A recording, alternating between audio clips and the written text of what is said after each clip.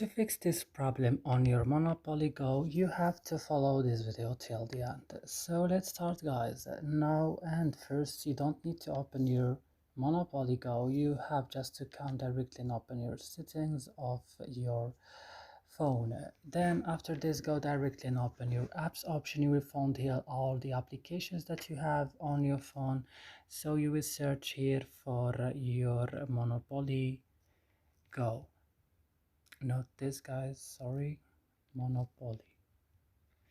So when you find it, just open it like this and go directly to storage, and here click on clear cache, but don't click on clear data because it will delete your account. Then go to battery load and optimized mode as I'm doing.